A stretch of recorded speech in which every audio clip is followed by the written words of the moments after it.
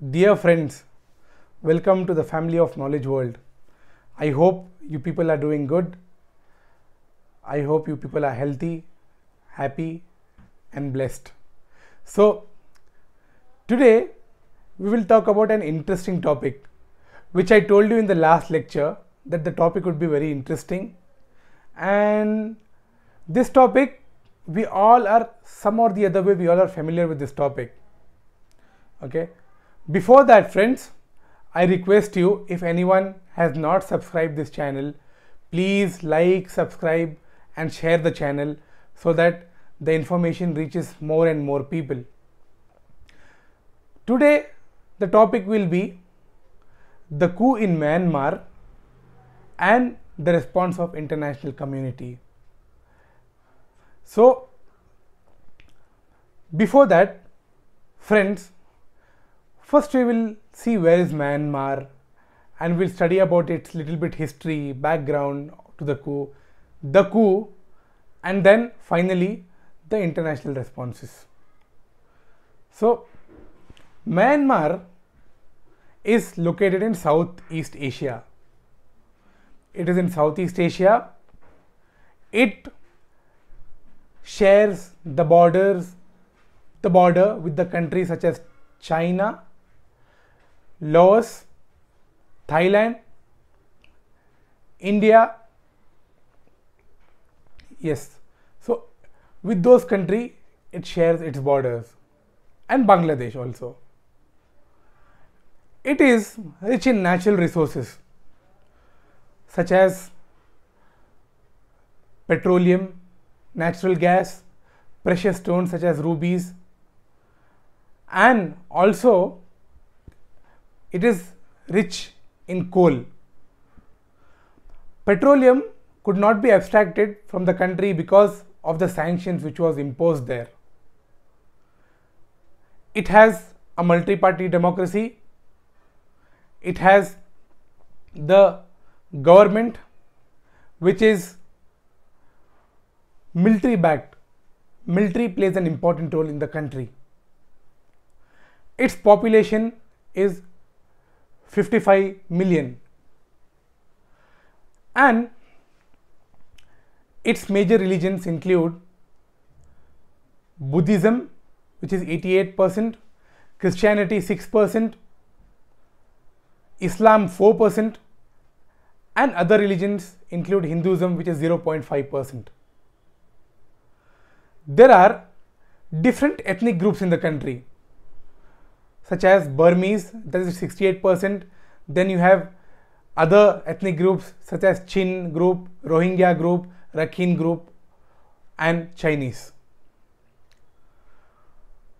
What happened in Myanmar is majority of them are Burmese. So all the posts and all the positions are occupied by them and all the ethnic groups are left out. So there is decade-long conflict there. So let's go to the history of Myanmar. Myanmar was an independent kingdom until 1886, when it was occupied by the British. In 1886, when it was occupied by the British, slowly national movement developed there. First through moderates, then resistance. Burmese National Army was formed under General Aung San. They started a guerrilla warfare, all those things happened. Then what happened? In 1942, during the Second World War, the army under Aung San came with the contact with Japanese, and those people along with the Japanese army occupied Myanmar. So it was occupied by Japan. By 1945, again the Allied powers took over and again it came under the control of the British government. In 1948, Myanmar got its independence, but before that, in 1947, General Aung San and his cabinet was assassinated. So from here it starts. Then what happened when country got independent in 1948? Myanmar came under the influence of military. It was a parliamentary democracy, but huge military influence was there. So what happened? It continued till 1962. But in 1962, military seized power. This was the first coup in Myanmar. Under General Ne Win. He suspended the 1947 constitution, and also he adopted repressive measures such as banning all parties, imprisoning the opposition, restricting media, and he adopted a constitution which was, he claims that it was socialist in nature. Okay, the constitution was socialist, which he tells. So what happened? He nationalized all the major sectors of the economy. So due to this, what happened? An international community also started to boycott this regime because of the coup and all. So what happened there? Major economic crisis by 1988. Major economic crisis happened. There was inflation. There was poverty. So students demanded that there should be given their rights, and there was mass protest in 1988. In 1988, there was mass protest which was going on. So the military, what did it do? So it did not come into pressure. It replaced the old military junta with the new military junta. But one thing they did, they allowed multi-party system. They allowed major parties to register in the country. So what happened? At this time only, the National League of Democracy was formed by Aung San Suu Kyi. She is the daughter of General Aung San, who was assassinated in 1947. So in 1990s election, National League of Democracy won, but it was not acceptable to military. So they formed the State Law and Order Restitution Council, and they did not allow the civilians to take power. And they imprisoned Aung San Suu Kyi and they put under house arrest. She remained under house arrest for decades. Again in 2007, there was Saffron Revolution. This also happened due to the deteriorating economic conditions. So military came in domestic as well as international pressure, because internationally also there were sanctions on the military. So what did they do? They, coming in the pressure, they formed a constitution of 2008. Under this constitution, military reserved 25% seats and allowed the civilian government to, and gave the rest of the power to civilian government, but back of it military only controlled. So by 2011, the military junta was dissolved. By 2011, the military junta was dissolved. Then what happened? There was a transitional government. Under that, sanctions also was lifted because civilians came, civilians rule was restored and sanctions were lifted from the country. Then arbitrary detention was stopped. Then media also was allowed to function. Censorship was lifted.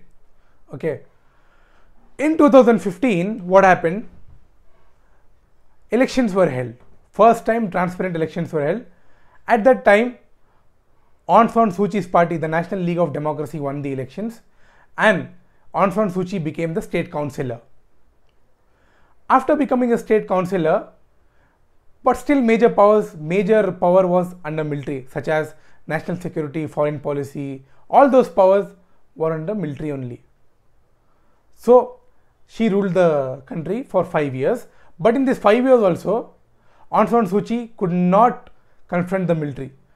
She supported the military and she compromised with the military. Why? I'll tell you. Because in 2016 and 17, there was a massive crackdown against the Rohingyas. And at that time, Aung San Suu Kyi supported the military's action there. And she herself defended the military in the International Court of Justice in 2019 against the accusations. She went to the Hague and she defended the military. Okay. What happened? By 2020, again there was rift between military and her government. So on November 8th, so now I'll talk about the events which led to the coup. On November 8, 2020, fresh elections were held. Again, the National League for Democracy won the elections with 79.5% of votes. But the military did not agree to it. The Union and Solidarity Development Party, that was ally of the military supported that party. That did not won, but the National League of Democracy won. So this was not acceptable to the military. So what did military do? The military, along with that Solidarity and Union Development Party, military started a campaign. So they went to the Election Commission, but the Election Commission also stated that there is no flaws in the elections. So what happened on February 1st, 2021, when the National Parliament was supposed to meet, supposed to convene its first session, the military did not allow it.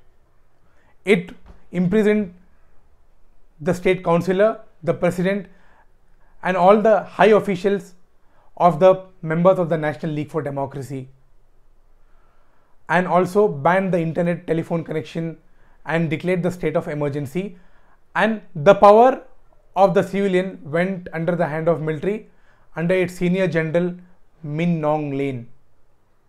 Okay, till here I think you understood. So after that, what happened? There was a mass protest, there was a widespread protest in the country. Initially the protest was peaceful, then it came civil disobedience movement. To crack down the protest, the military shot down so many people, executed so many people. 30,000 people from all sides till now has been killed, and 1.3 million has been displaced. Thousands of people are under arrest, and leaders such as Aung San Suu Kyi and others are imprisoned and were sentenced to more than 10 years in prison. I think 33 years or so. So then what happened? This opposition, many of them went to, the members of National League of Democracy went in exile. So what they did in April 2021, they formed a national unity government. Who formed national unity government? The members of National League for Democracy, as well as the ethnic groups such as Chin and other ethnic groups who are fighting the military. So they formed, their objective is to remove the military from power and restore Myanmar as a democratic country. So they have Prime Minister, the National Unity Government has a Prime Minister, Foreign Minister and 28 cabinet members. Sorry, Prime Minister, President and 28 cabinet members. So under it, in May 2021, the People's Defense Force was formed. Okay, they are fighting along the ethnic group in Myanmar to defeat the military. Now they claim that they control at least 50% of the country, and they have their own system of laws, especially in the border areas and the rural areas. But military, in response, they are carrying out heavy airstrikes, bombardment, and they are burning down civilian houses and all those things. So I think you people are clear till here. This is what happened in Myanmar. Now let's talk about the international responses. So first is the response of United Nations.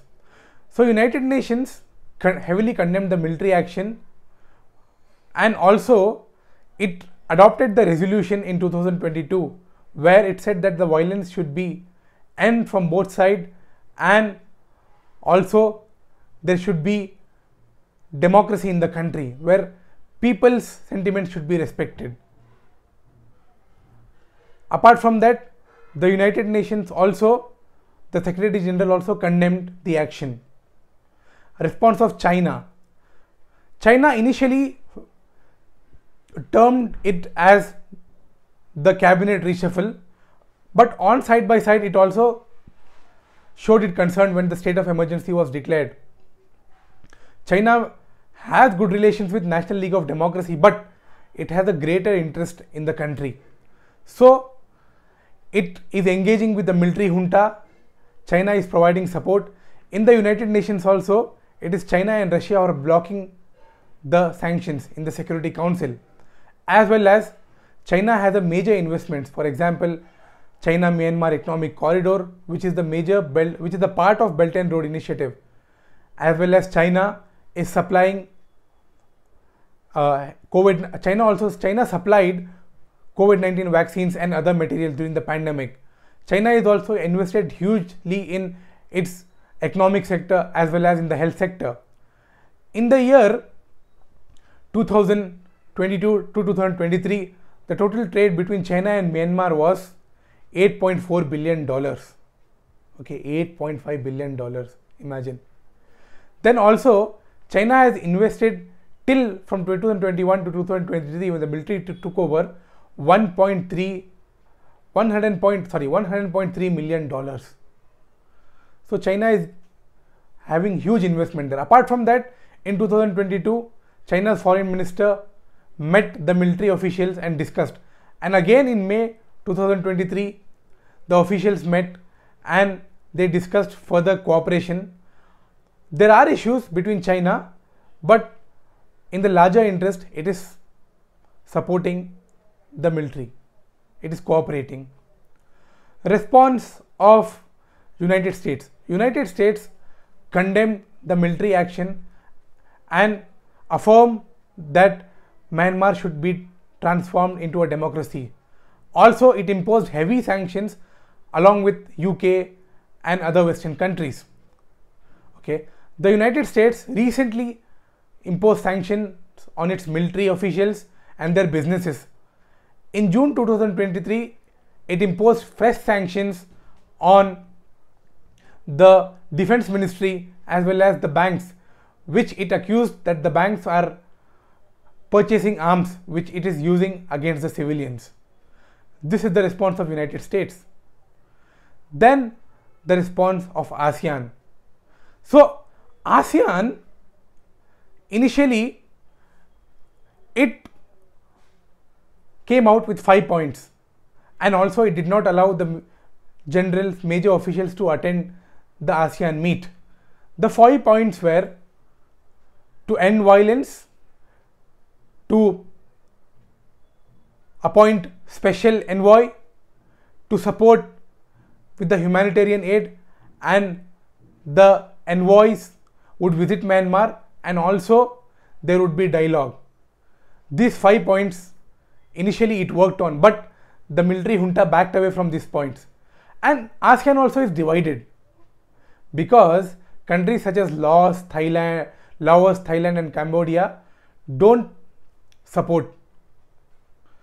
They support military and they want to engage with the military. But countries such as Malaysia and Indonesia, Singapore, Philippines, they want to isolate Myanmar. So this is divided here. So it could not do much. Okay. Response of India. India adopted a neutral position. It showed concern for democracy in Myanmar and it reiterated its stand. But apart from that, India is also engaging the military junta. In March 2022, India was the country which attended the military parade. Apart from that, India has its interest there because India is carrying out major projects such as India-Myanmar Thailand highway, and also one more project which links Northeast India with Southeast Asia. Because Myanmar is the crossroad between South and Southeast Asia, it is very important. And it is also very important for India's national security because major extremist groups are operating in Myanmar. So cooperation of military is necessary. So India is showing concern in violence in Myanmar, but it is also cooperating with the military junta. Okay. In June 2023, S.J. Shankar, India's external minister, met the foreign minister of Myanmar and reiterated India's stand that India is committed for Myanmar's people-centric approach, as well as it also gave its concerns for the border areas. It told military to act on the violence which is happening in the border areas. Okay. Apart from that, India has a refugee problem also. 50,000 refugees are living in India since the coup, and Indian government did not allow the refugees, but they are supported by the state governments of northeastern states. The refugees are supported. So India is facing the problem of refugees also. So now this is all about Myanmar. Now friends, my takeaway, what I feel for Myanmar, I feel that the country should be left for its own to solve the problem. The politicians of the country should not come under anyone's influence, and they should decide their future. The politicians should come together and decide the future. The military space only would be reduced when all the politicians of the country, civil society, they come together and they come with a concrete policy which will lead towards democracy. Thank you friends. If you have any doubt, please ask me through your comments.